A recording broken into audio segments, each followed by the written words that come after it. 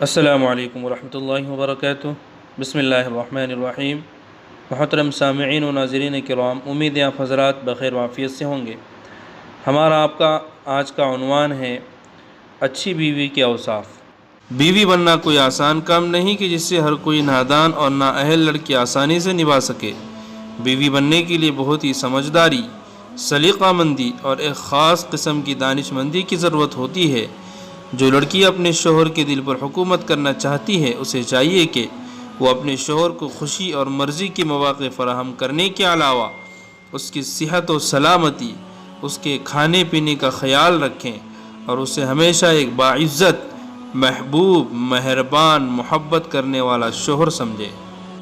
اسی لیے کہتے ہیں کہ ایک عورت کی ہی ہاتھ میں ہوتا ہے کہ وہ ایک اچھے خوشحال گھرانے کی مالکہ بنے یا ایک گھر کو برباد کر دے۔ اللہ تعالیٰ نے عورت کو ایک غیر معمولی قدر و صلاحیت عطا فرمائی ہے کہ وہ اس سے کام لے کر یا تو دوسروں کے لیے بھی خوشیاں فراہم کرے یا پھر اپنے لیے پریشانی و پچھتاوے کا سامان پیدا کرے۔ یعنی عورت چاہے تو اپنے گھر کو جنت کا نمونہ بنا سکتی ہے اور اگر چاہے تو اسے جہنم میں بھی بدل سکتی ہے۔ اپنے شوہر کو ترقی کی بلندیوں پر بھی پہنچا سکتی ہے اور تنزلی کی طرف بھی لے جا سکتی ہے۔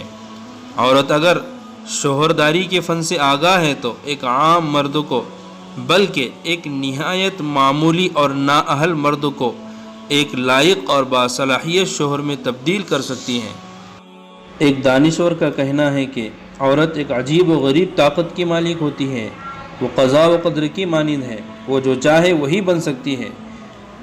اگر کسی فقیر اور بے مایہ شخص کے گھر خوش اخلاق اور متقی و نیک عورت آ جائے تو وہ اس گھر کو آسائش و فضیلت اور خوش نصیبی کی جگہ بنا دیتی ہیں۔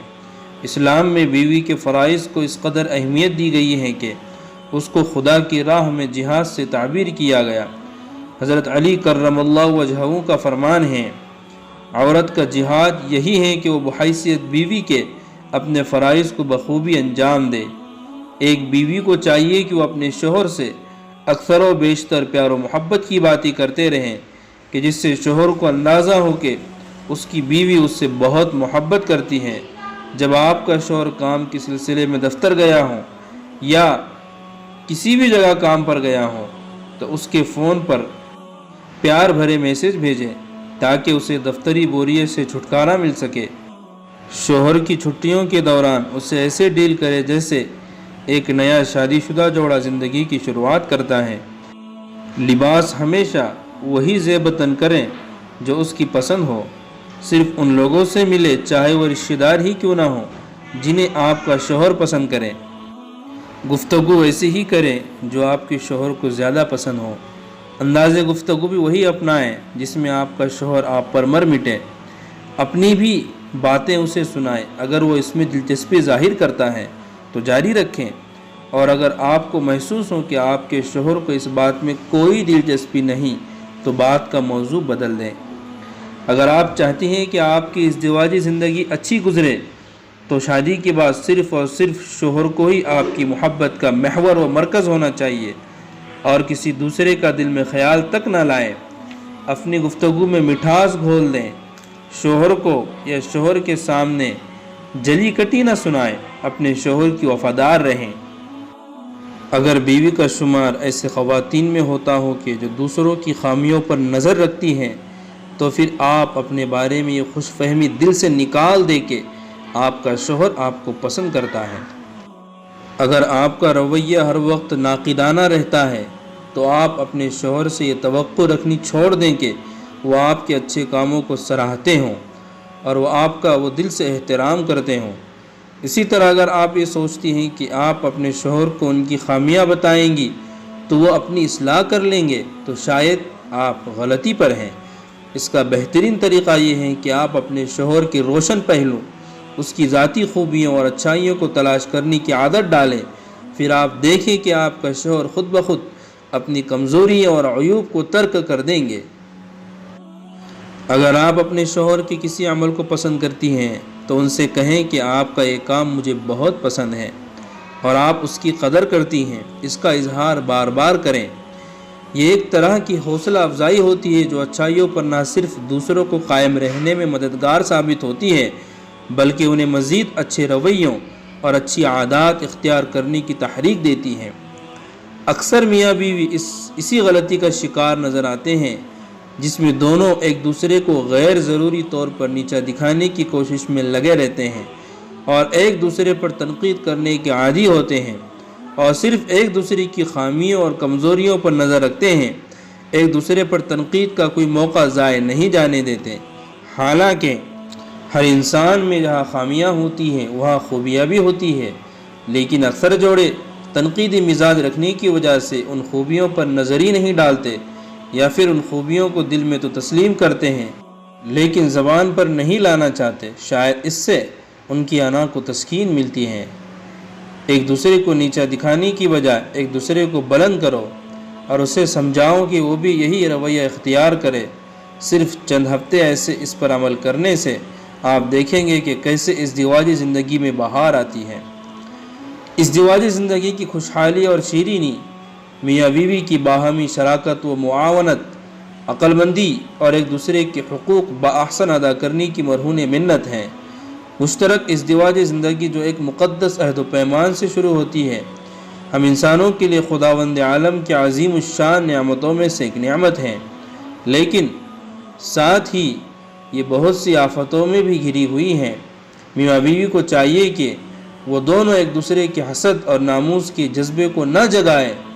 خصوصاً بیویوں کو چاہیے کہ وہ کوئی ایسا کام نہ کریں کہ جس سے ان کے شوہر کے دل میں حسد یا نفرت کا جذبہ پیدا ہو، کیونکہ یہ حسد انسان کو کہیں کا نہیں چھوڑتا اور محبت کی بنیادوں کو کھوکھلا کرتے کرتے اسے جڑ سے ختم کر دیتا ہے۔ بیوی کو یہ زیب نہیں دیتا کہ وہ اپنے شوہر کی تحقیر کرے، اس کا شوہر کیسا بھی ہو۔ بہرحال اپنی بیوی کی تکیہ گاہ ہے، بیوی کی ذمہ داری ہے کہ وہ اپنے شوہر کی ایسی حفاظت کریں کہ اس پر تکیہ کر سکے۔ اگر آپ نے اس طرح اپنے گھر کو بسایا تو جان لیں کہ آپ نے اپنی خوش بختی کے ایک بنیادی رکن کی حفاظت کر لی۔ شوہر کو خوش رکھنے کے کئی طریقے ہیں۔ اگر کوئی بیوی چاہتی ہے کہ اس کی ازدواجی زندگی خوشگوار گزرے اور وہ ان طریقوں پر عمل کر لیں تو یقیناً اس کی زندگی بہتر گزریں گی۔ ان طریقوں میں سے کچھ طریقے میں ابھی آپ کو بتانے والا ہوں، شاید اگر آپ اس پر عمل کریں گے تو امید ہے کہ آپ کی ازدواجی زندگی خوشگوار گزرے گی۔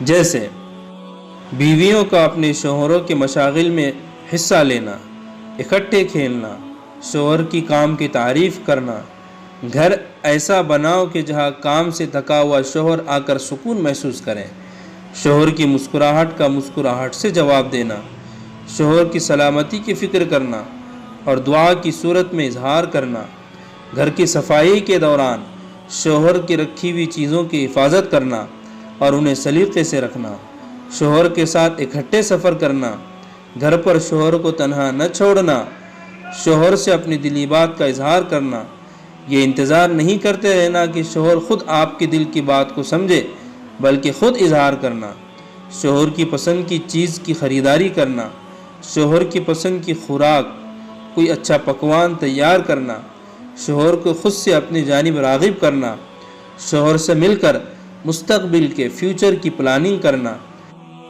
شوہر کو گھر کا سربراہ سمجھنا، اپنی کی گئی کوتاہیوں پر شوہر سے معذرت کرنا، شوہر سے کیے گئے وعدے کو پورا کرنا، تھکاوٹ کی صورت میں شوہر کے پاؤں دبانا، بیڈ روم کو شوہر کی پسند کے مطابق ترتیب دینا، دفتر جانے سے پہلے یا کام پر جانے سے پہلے محبت کا اظہار کرنا، گھر میں موجودگی کی صورت میں شوہر کی پسند کے پروگرام چلانا، اگر شوہر سے کوئی کوتاہی یا زیادتی ہو جائے تو فراغ دلی سے اسے درگزر کرنا، شوہر سے کوئی بات پوشیدہ نہ رکھنا، گھر پر آئے عزیزوں اور رشتہ داروں کی موجودگی میں پہلے سے زیادہ شوہر پر توجہ دینا، شوہر کی چیزوں کی خود سے حفاظت کرنا، بیڈ روم میں شوہر کی پسند کی تصویریں لگانا، لیکن تصویریں جاندار نہ ہوں ورنہ کہیں ہم اللہ کے نبی صلی اللہ علیہ وسلم کی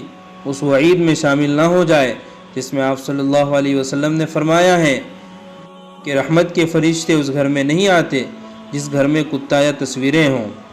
اکٹھے عبادت کرنا، فارغ اوقات میں شوہر کے بالوں میں انگلیاں پھیرنا، خود کو شوہر سے منسوب کرنا، دوسروں کی موجودگی میں شوہر کی کسی بات کی مخالفت نہ کرنا، شوہر کی غیر موجودگی میں اس کی کسی بات کا دفاع کرنا، شوہر کی بیماری کی صورت میں اس کا خاص خیال رکھنا، شوہر سے گفتگو کرتے ہوئے ان کی آنکھوں میں جھانکنا، شوہر کی ہر بات پر اعتماد کرنا، اکثر و بیشتر ساتھ رہنا، شوہر کا کسی اور سے موازنہ نہ کرنا، دفتر جاتے ہوئے یا کام پر جاتے ہوئے دروازے پر شوہر کو رخصت کرنا اور دروازے پر مسکراہٹ سے استقبال کرنا، شوہر کے کپڑوں کا خیال رکھنا، کچھ باتوں کے لیے شوہر کے ساتھ کوڈ ورڈز بولنا۔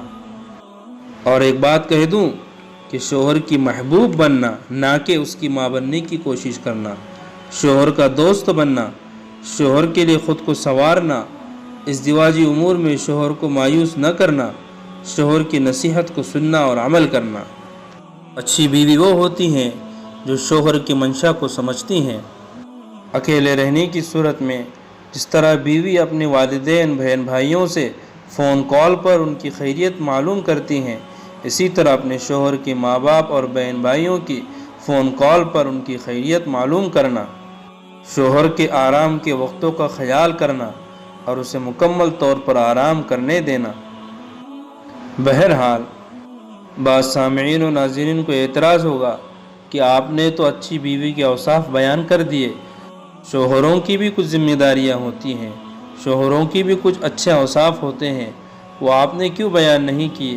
تو انشاءاللہ نیکسٹ ویڈیو میں، آنے والی ویڈیو میں ہم شوہروں کے ان اوصاف کو بیان کریں گے جو بیویوں کے لیے اپنانا ضروری ہیں۔ اسی طرح ہم نے اس سے پہلے بھی شوہر کے بیوی پر حقوق اور بیوی کے شوہر پر حقوق اس عنوان پہ ہم مستقل ویڈیو بنا چکے ہیں، ڈسکرپشن میں اس کی لنک دی ہوئی ہے، آپ وہاں جا کر دیکھ سکتے ہیں۔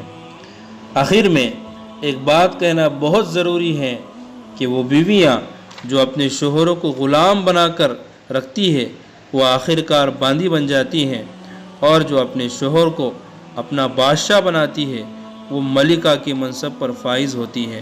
پھر ملیں گے انشاءاللہ ایک نئے ویڈیو کے ساتھ، جب تک کے لیے خدا حافظ، وما توفیقی الا باللہ، علیہ توکلت و الیہ انیب۔